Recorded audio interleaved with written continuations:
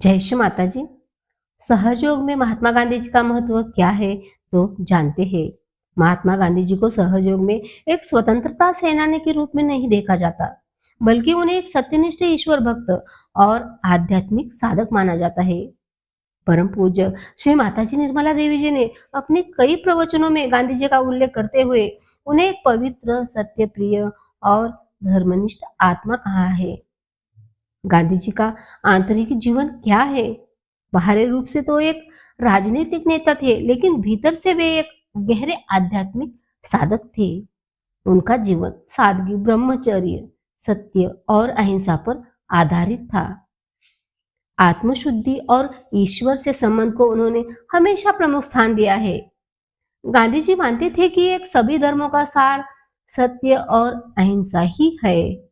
उन्होंने धर्म को राजनीति में गंदगी से दूर रखकर आध्यात्मिक मूल्य स्थापित किया। सहयोग की दृष्टि से गांधी जी क्या थे? गांधी जी जैसी आत्माएं भारत भूमि को आध्यात्मिक रूप से विशेष बनाती है।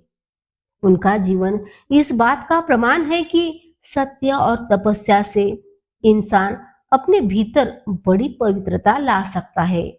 सहयोग में उन्हें एक ऐसे महान साधक और संत के रूप में माना जाता है, जिन्होंने भारत को स्वतंत्र कराने के साथ साथ आत्मानुशासन और ईश्वर भक्ति का आदर्श प्रस्तुत किया। अगर आज गांधी जी होते तो वे सहयोग को अवश्य स्वीकार करते, क्योंकि वे सत्य और आत्मज्ञान के खोजी थे। उनका असली बल राजनीति नहीं, बल्कि उनकी आंतरिक पवित्रता और तपस्या थी। गांधी जी और श्री माता जी क्या है तो जानते हैं। गांधी जी श्री माता जी को स्नेहपूर्वक नेपाली नाम से पुकारते थे। 7 वर्ष की आयु से वे श्री माता जी गांधी जी के आश्रम में समय बिताती थी। गांधी जी का जीवन बहुत ही अनुशासित था। सुबह 4 बजे उठना, स्नान करना, आश्रम की सफाई करना। अनुशासन के साथ साथ उनके भीतर करुणा और प्रेम भी था।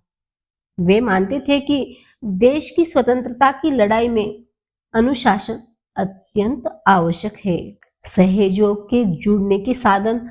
आप सहयोग के बारे में अधिक जानकारी पाने के लिए अपनी कुंडलिनी शक्ति जागरण द्वारा आत्म साक्षात्कार प्राप्त करने के लिए, दूसरों को आत्म साक्षात्कार देना या सीखने के लिए, अपने नजदीकी सहयोग ध्यान केंद्र का पता जानने के लिए निम्न साधनों का उपयोग कर सकते हैं।